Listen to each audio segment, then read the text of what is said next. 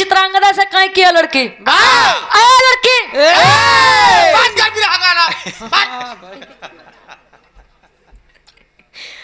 कहे कि मुझे ये नहीं समझ में आता कि तेरी माँ यदि नाच गा रही है तो तेहू विश्वकर्मा जी के नाम कटवाऊ बे बात कर जब तक बिरा चल घर बात कर। अरे तो विश्वकर्मा जी हाँ जी हम बैठ जाए तो लगता ही रह जाता आ बेटा चलो हाँ गुरु अच्छा बिहार विश्वकर्मा जी लगे गुस्सिया के बोले बतियावे चित्रांगदा से तो चित्रांगदा को यह बात बड़ी बुरी लगी कि मेरे पिता ही मुझे अगर इस तरीके से शब्द से नवाज रहे हैं बोल रहे हैं तो ये तो बड़ी खराब बात है। बुरा लगा स्वर्गलोक को छोड़ के चली है चित्रांगदा मृतलोक यानी मृतलोक हमारे और आपके मृतलोक में आई तो ले यहीं के एक राजा है जिनका नाम राजा सूरत है। राजा सूरत से जब टकराव हुआ तले होत का एक लाइन गीत लगत बा कोनो दुल्हा अपने दुल्ही से कहे यो गीत मार्केट में बड़ी वायरल रही कैसे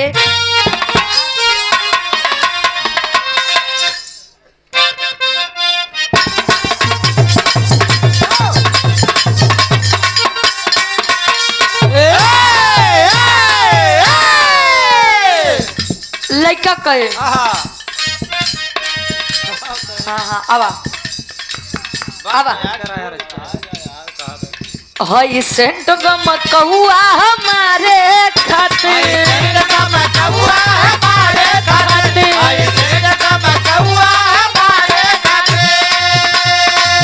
सब सामान बावे तोरे सिंगारे खातिर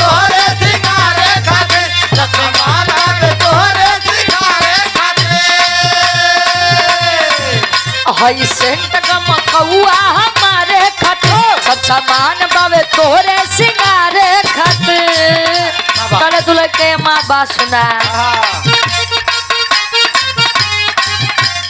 चुकली लैला झुमका लैला कजरा हाई फाई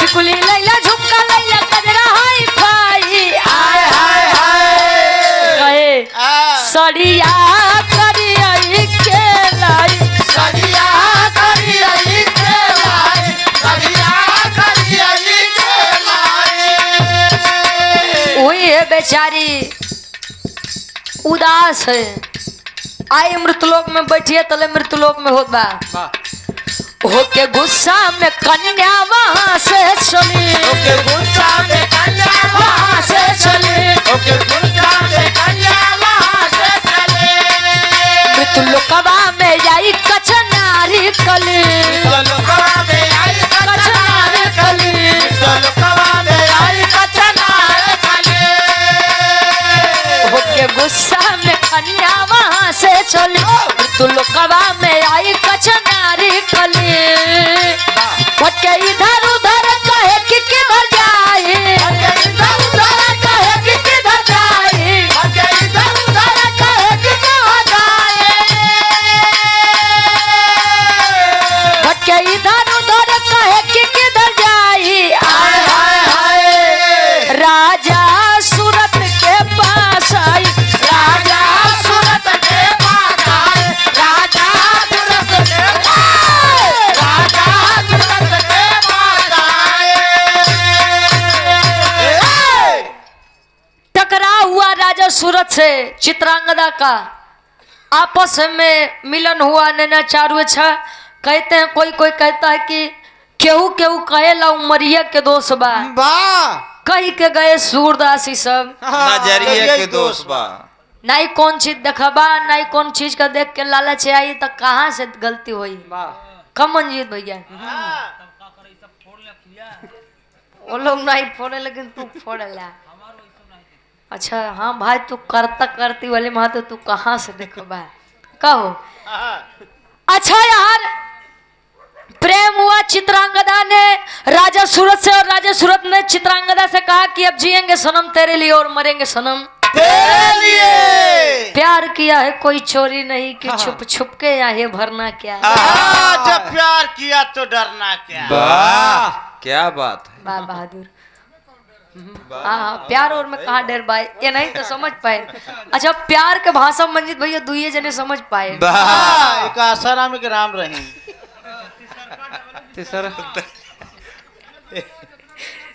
सब समझता वैसे ने नहीं दाढ़ी मोछा पकाना। अच्छा प्यार मोहब्बत वो अलग की बात है लेकिन आज के समय में लव चलत बा गुरुजी। जौनम सब हो गया बा सब होई बा कहे लव इज ब्लाइंड प्यार अंधा होता है। अरे वाह हाँ ये नींद चैन भूख प्यास कुछ सब कुछ ले लेता है। अगर कसम क्रिया से काका आदमी मरात होते तो आधा भारत देश के आबादी तो कसम क्रिया से जाए। पूरा पाकिस्तान अकेले ले ले। एक से बतियाता हूँ दूसर के फोन आवत बा कहे रख रख उ माई फोन करत बा वो नौकी वाली माई ओकर उठाइन उ कहे कहाँ बतियात रहा तो तले उ बताई कि का बताई घर में माई बाबू झगड़ा किए हुए तनी मैटर सॉल्व करवा। तो आर कसम अब का बताई तोहरे अलावा हमारे जिंदगी में है नहीं। I am single. अगर कसम से आदमी मरात होते तो कितना जने का अकेले ले लेते। अच्छा यार प्रेम हुआ लड़की भी सोच गई कि बाबू हमार शादी भी आए बोले कहा थैये रहे चल दई बाबू से कही दे पाए तो शादी बियाह हो जाए खुशी खुशी हम जिंदगी बिताब का जरूरत बा नाचे के। आइए विश्वकर्मा जी प्रेम से बात किए कि बेटा कहाँ गई थे बेटा जाओ तैयार हो जाओ। अब लड़कियों खुश अरे बाप रे बाप बाबू हमार तैयार हो पता खाते का मतलब नाचे जा। आई तैयार होकर के बोलिए पिताजी क्या बात है स्वयंवर रचा है। स्वयंवर का मतलब कि अपने इच्छा से स्वयं के लिए वर को खोजिए लेकिन बस नाम के रहे स्वयंवर। शर्त रखा है पूर्ण हो जाए तो ठीक नहीं तो लड़की बेचारी कुंवारी रह जाए। स्वयंवर रचा और बात तो यह है कि स्वयंवर में 80-85 साल के बुढ़वा का दादा रहनो नौ चल दी है जेकर हड्डी नहीं काम करत रही। हाँ ओनहु यह बोले कि चली अगर मान लो लहान बैठ जाए तो 18 साल के कुंवारी लड़की हमारे नसीब में आई जाए। नाम हमार काम बेटवा चली चल दिए सभी बैठे हैं तो लड़कियां इतना आदमी का देख के पूछे बाबू का बात बा कहे बेटा तुम्हारे लिए स्वयंवर रचा हूँ। वैसे देखे स्वयंवर हमारे बदे यार का तोरे माई बदे कहे स्वयंवर हमारे बदे कौन बोला आपको स्वयंवर करने के लिए।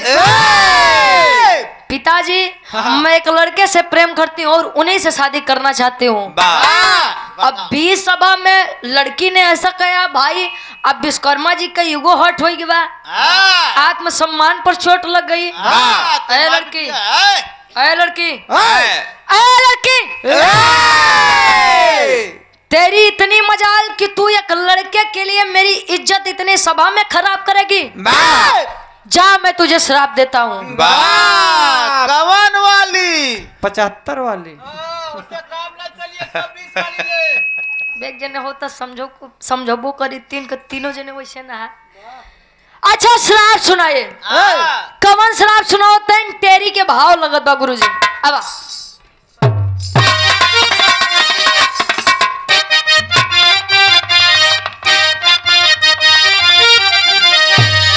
स्वयंवर अपने आप रच दिए।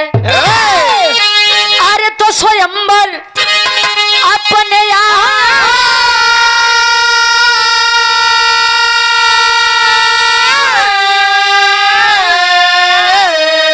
अरे तो स्वयंवर अपने आप रच दिए दुआ तो दिए नहीं बदले में मिला शराब। श्राप सुनाए कि लड़की तू जिसके लिए ये कर रही है जा मैं तुझे श्राप देता हूँ जिससे भी शादी करेगी उसकी मृत्यु मंडप में हो जाएगी। मतलब जैसे वह सिंदूर डालेगा सुहागन बनते ही तू विधवा हो जाएगी। पहले के ऋषि मुनि कुशियां तो पहले श्राप पे सुना हुआ श्राप सुनाया। अच्छा लड़के मन मार के आई एक बार सोचे शादी कर लूं एक बार सोचे अगर शादी कर लूंगी मेरे पति परमेश्वर के पास चले जाएंगे तो मतलब ही क्या निकलेगा। यही सोच करके लड़की कूदी है पानी में अपनी जान देने के लिए। समाज देखिए मेरी बात को बुरा मत मानिएगा, सुन ला करबा अपने मन के हम जाना थे। समाज जब हम भूखे रहते हैं, हमारे तन पर कपड़े नहीं होते हैं, तब हमें खाना देने कपड़ा देने कोई नहीं आता है। जिस दिन घर का बेटा हो बेटी हो कह दे कि पिताजी या माताजी मैं उनसे प्रेम करती हूँ, उनसे शादी करना चाहती हूँ, तो लगी है माई बाबू समाज निहारे कि समाज में हमारी नाक कट जाएगी। जब तक समाज लगते हैं उस खोखले समाज का ढिंढोरा पीटने, अरे साहब समाज क्या हमारे बच्चों से बढ़ के हो जाता है। बच्चा इस संसार को अलविदा कह के चला जाएगा तो क्या समाज आपके बच्चे को वापस दिला सकता है? नहीं दिलाएगा। तो ये सब बातें बंद कर दिए। अगर प्रेम सत्य है, सच्चा है, आज के समय में लड़का नशा पता ही नहीं करत बा तो जान ला तू राम पाई गया। हाँ, अगर नशा कर ले जान लो भोलेनाथ। यार गुरुजी, हाँ जी। हम कईयो बारात में ऐसा देखे ही विश्वास माना लड़का 50,000 1 लाख कमात रहे, लड़का कितना करिया हो करिया कितना हो। माई बाबू का कहिए अब का बताई लड़कवा एकदम राम बा। हाँ बिटिया तू सीता बन के रह। हाँ भैया, ऐसा आप खुद ही है चित्रांगदा पानी में अपनी जान देने के लिए। पानी का बहाव तेज है। एक मुनि की कुटिया के सामने आती है जिनका नाम ऋतिक ध्वज मुनि बताया गया। मुनि साहब आदेश दिए बेटा जाओ देखो कौन है, लेकर आओ। जाओ बेटा। लेकर आए, लड़की को होश है तले पूछते बेटा इतनी कम उम्र में इतना बड़ा फैसला क्यों? तब वो बतावत बा कैसे चौक के भाव लागत बा।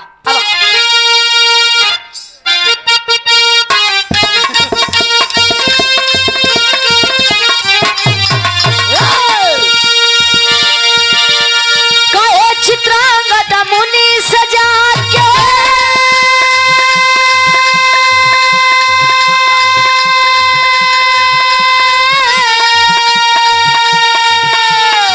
जीवन अब स्वीकार नहीं।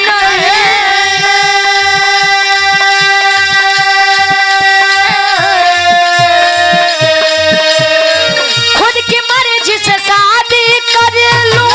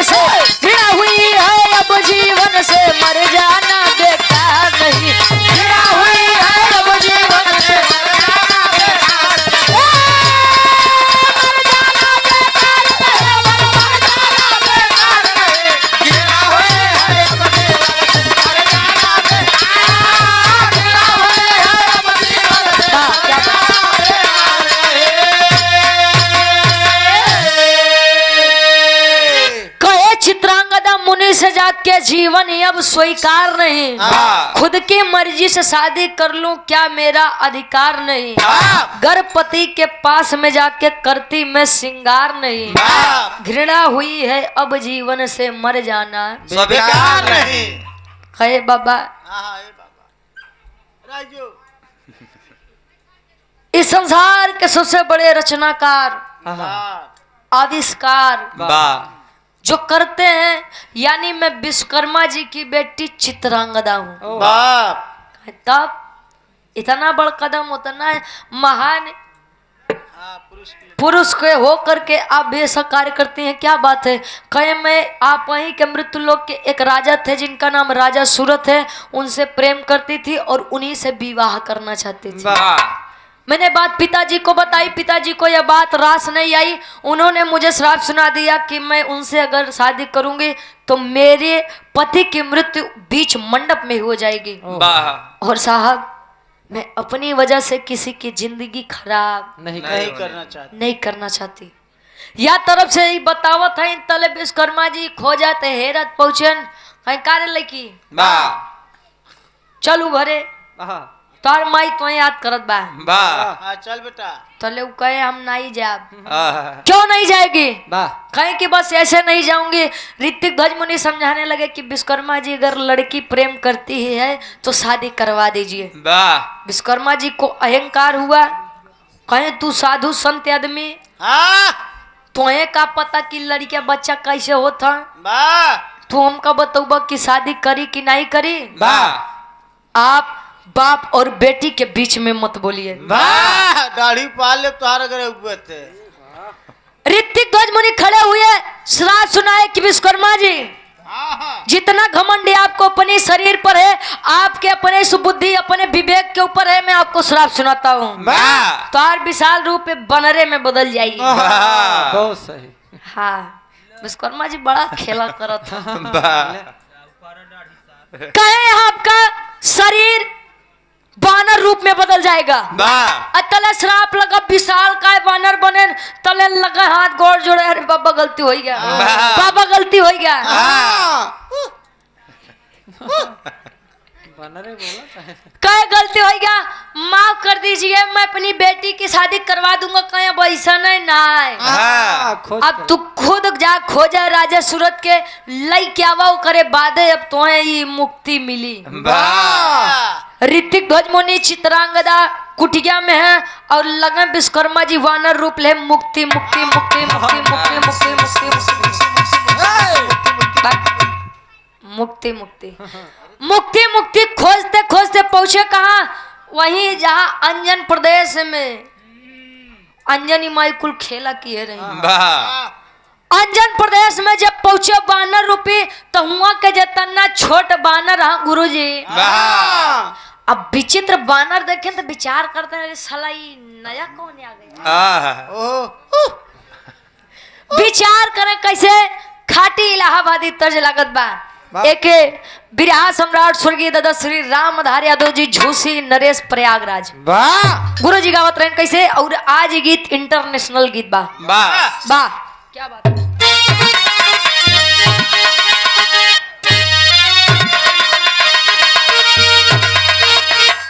आए हाय अरे राम झको रमार झुलने, अरे राम झको रमार झुलने, काय साड़ी लाराय हो झको रमार झुलने।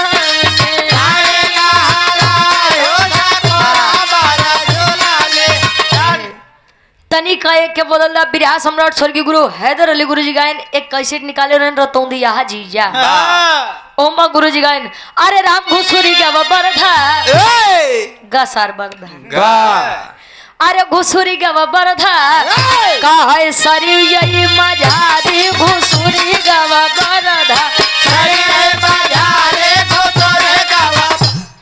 दुलही बतावे, अरे हमार मुड़ी कटली, अरे हमार मुड़ी कटली तमोर बूढ़ा माई हमार मुड़ी कटली, तोर बूढ़ा मारी तोहार मुड़ी कटली, तोर बूढ़ा मारी तोहार मुड़ी। विश्वकर्मा जी शादी भी है दूर दूर तक नाम नहीं बकाए बदनाम करत है भाई। क्या नाम मोर मुड़ी कटली। एक कैसे ट्यून निकाले सत्यन सुइया में हकीकत बात है, जो गीत और जो मान सम्मान हैदर अली गुरुजी बना कर गए बा शायद कोई कलाकार बना पाए। बा बा अरे गजब क्यों बहनी कहाँ चीन्यू ना भतार हो, गजब क्यों बहनी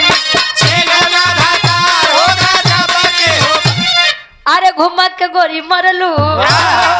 दादा राम कला साधु जी का तुरंत तेरी मेरी आँख लड़ी, लोगों ने बदनाम किया, खाए दुनिया के बक्के दे। हम तू अपन काम की है।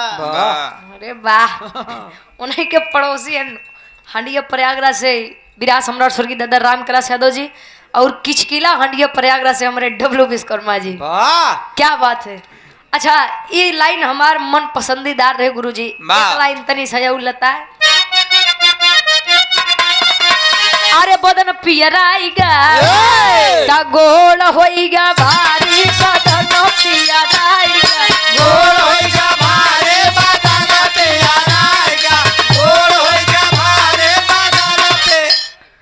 इत मल्ला दर्ज रहे इंटरटेनमेंट खातिर फौज में कबीर जी लिखा था अंजन प्रदेश के कुल भालू बानर विचार करते हैं कैसे अरे कहाँ से आया बनरा अरे कहाँ से आया बनरा ता मोर नगरी में कहाँ से आया बनरा मोर नगरी में कहाँ से आया बनरा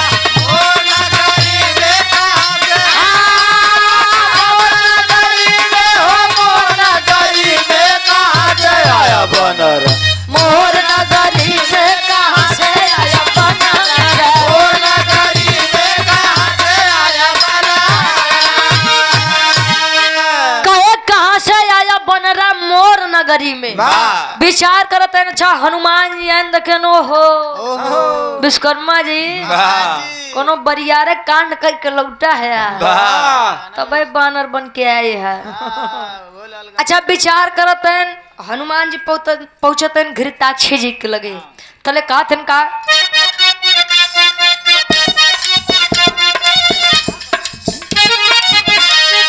गए हनुमान तब घृताक्षी को ले आए घृताक्षी को ले आए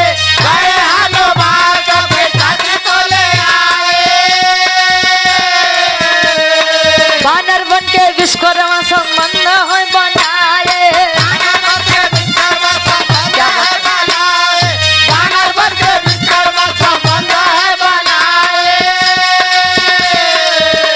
अरे दुई लड़ी का पैदा भइले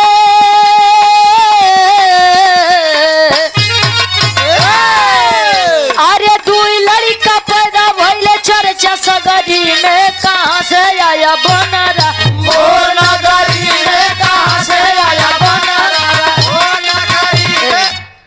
कहे गए हनुमान घृताक्षी को ले आए तब बानर बन के विश्वकर्मा संबंध है बनाए गए घृताक्षी जी के पास कहे कुल नचाबे गौबे करबू केवरो तो कोनो काम दिखात तले कहीं बोलिए हनुमान जी पवन पुत्र क्या बात है कहीं कि तुहार स्वामी विश्वकर्मा जी हुआ देखा था बानर बन के बैठा है कहीं अगर सही सही प्रेम चाहिए त्यावा चला चला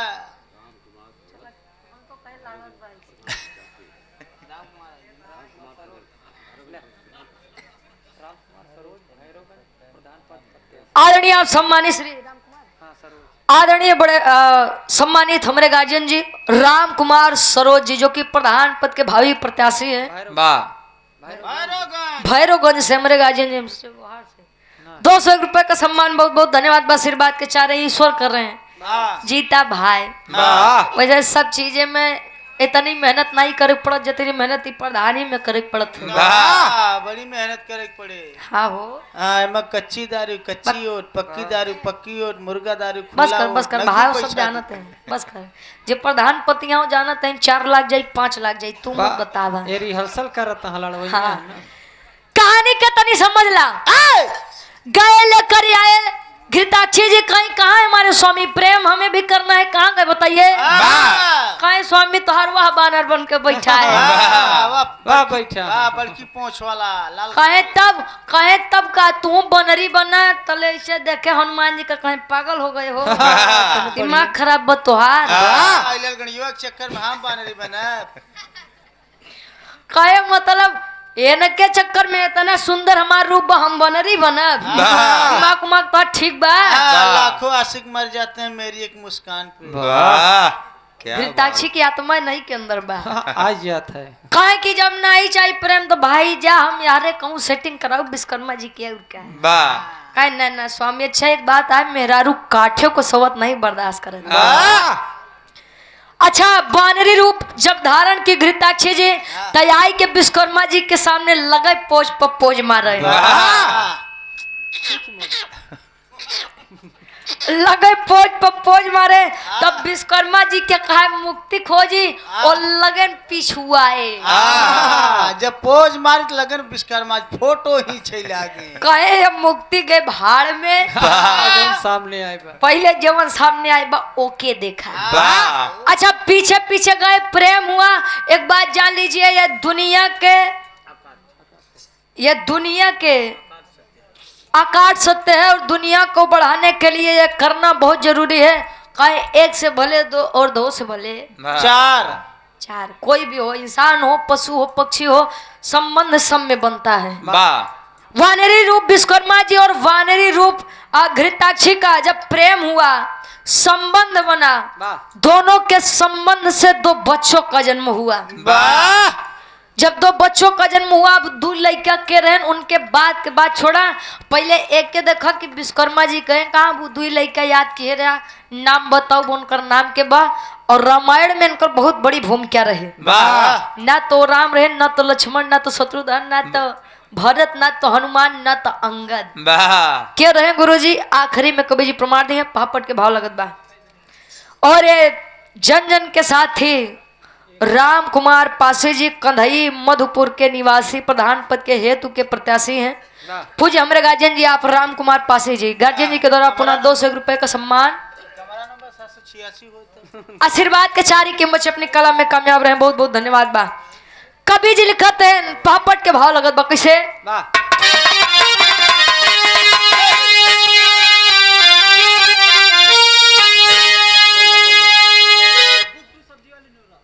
गुड्डू सब्जी वाले नेवरा की पौंसठ में से गार्जियन जी के द्वारा 200 रुपए का सम्मान।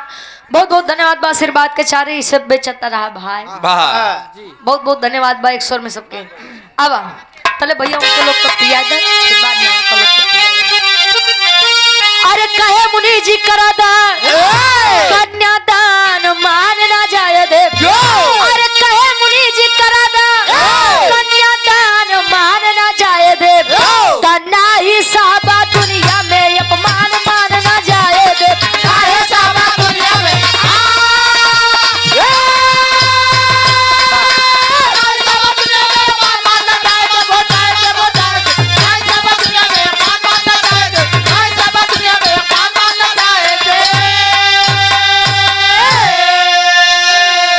अरे सुन के बात विश्वकर्मा जी हाथ को है बढ़ाए हो, चित्रांगदा के हाथ राजा सूरत को थमाए हो। अरे कहे खुशी रहा दुइनो, संतान मान ना जाए दे। तनाई सावा दुनिया में अपमान मान ना जाए दे।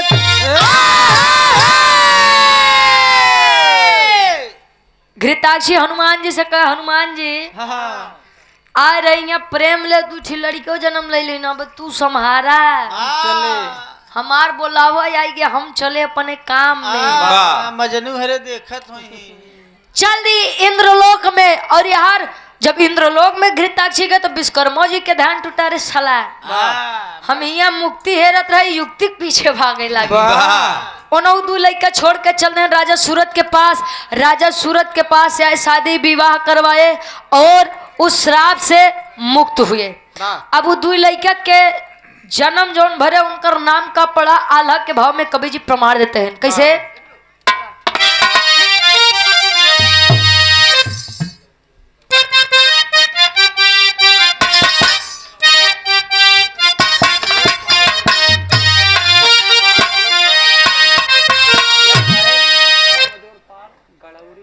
गड़ौरी की 65 में से पूज्य गार्जियन जी आप राम अजोर पाल जी, हमारे गार्जियन जी के द्वारा 100 रुपया बहुत बहुत धन्यवाद। आशीर्वाद के चारी कहे, अरे बाना रूपवा में कहिले विश्वकर्मा मन माने बाबू।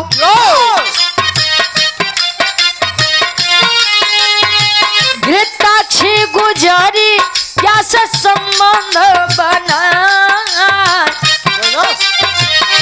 2 लड़का पैदा भइले अंजन पर देशवा में बाबू।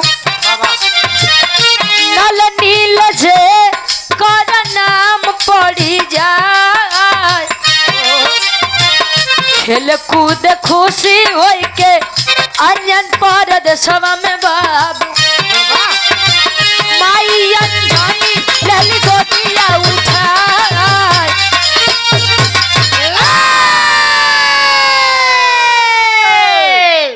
वानर रूपी विश्वकर्मा जी और वानरी रूप घृताक्षी के बीच में संबंध बना और संबंध बनने के बाद जो 2 वानर पुत्रों का जन्म हुआ उनका नाम नल और नील बताया गया।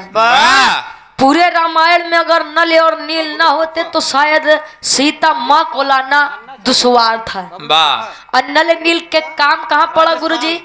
आखिरी भाव खड़ी के भाव बा। राजेश पाल हमारे गार्जियन जी खन्ना चौहर्जन से ना, गार्जियन जी के द्वारा 200 रुपए का सम्मान, बहुत बहुत धन्यवाद बा।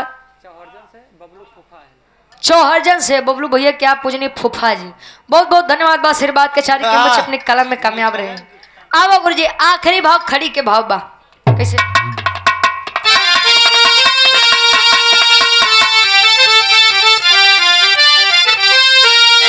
अरे अंजनी से ललना बजरंगी हो गए। अरे तो अंजनी से ललना अब बजरंगी हो गए। पैदा नल नील हो के उनके संगी हो गए।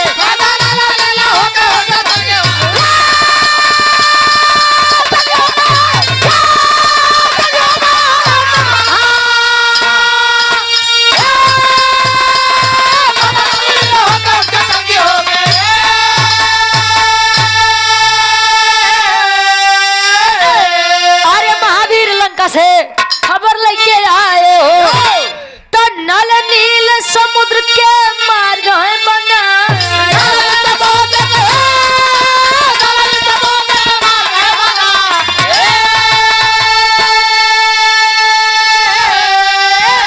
अरे हुई लड़ाई तीनों वीर जंगी हो गए। हुई लड़ाई तीनों वीर जंगी हो गए। पैदा नल नील हो के उनके संगी हो।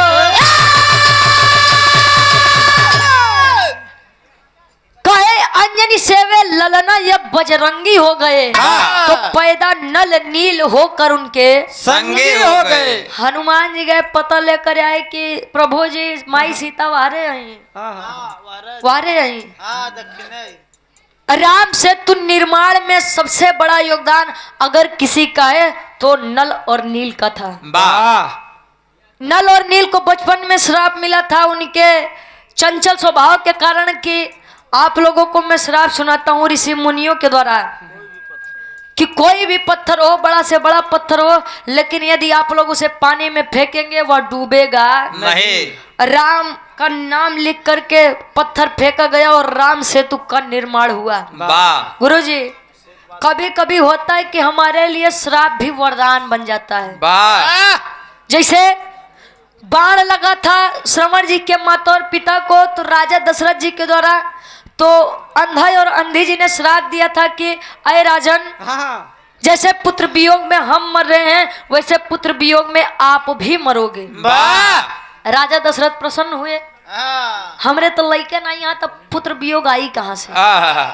वो श्राप उनके लिए वरदान हुआ, एक नहीं चार चार गदे लब हुए। वाह और पुत्र वियोग में उन्होंने अपनी जीवन की अंतिम सांसें गिनी थी। और यही हुआ था नल नील के साथ, उन्हें श्राप तो मिला लेकिन यही श्राप राम सेतु निर्माण के लिए वरदान बन गया। वाह लंका पर चढ़ाई हुई, लंका का विनाश हुआ। अच्छा हम तो एक बात कहा गुरुजी, वाह भाई अगर हो तो कुंभकर्ण जैसा हो वाह सोई वाला हो ना यार।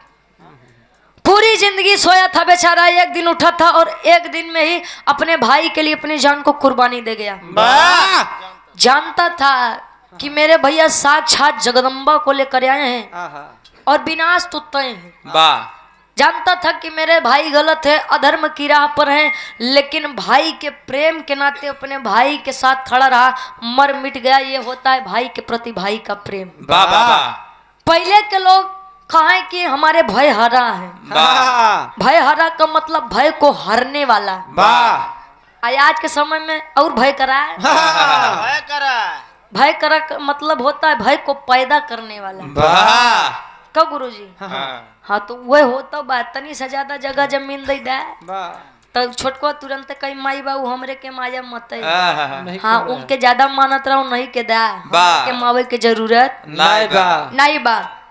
रामायण में एक प्रसंग आता है कि अगर इतने ही राम जी होते, ईश्वर होते, तो उनको शक्ति बाण लगा था, लक्ष्मण जी को काहे नहीं जिंदा कर दिए। वाह अगर देखा जाए तो यह भी हमें सीख मिलता है कि हमेशा दुआ पर ही भरोसा मत करिएगा, वाह दवा भी कर लीजिएगा, आहा, नहीं तो मरीज के जरूरत बा दवा कर तू करत है दुआ। हॉस्पिटल में पहुंचा तो डॉक्टर साहब कहे सॉरी आपने आने में थोड़ी देरी कर दी। आहा, तो दूसरों को कोसने की जगह अपने आप को कोसिए। एक उंगली आप दूसरे की तरफ उठाते हैं तो 3 उंगलियां अपनी तरफ इशारा करती है। साहब पहले अपने आप और अपने अंदर झांक के देखिए। वाह पहले हाँ ये होता है, कमियां निकालना बंद करिए, अच्छी बातों को आप लोग ध्यान दीजिए। वाह। आखिरी भाव खड़ी के भाव बा, ओ खानदान के परिचय बा। बिटिया बता कि बिराज जगत नंबर खानदान का बा। गुरु बिहारी गुरुलेश गुरु रामलाल मुर्बाद का।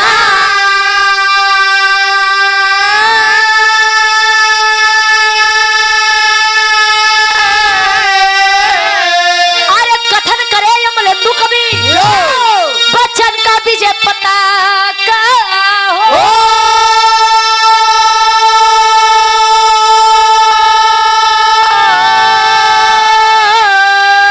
अरे स्वयंवर अपने आप रच दिए, गावे रुचि दोपहरी का पानी नाप, स्वयंवर अपने आप रच दिए।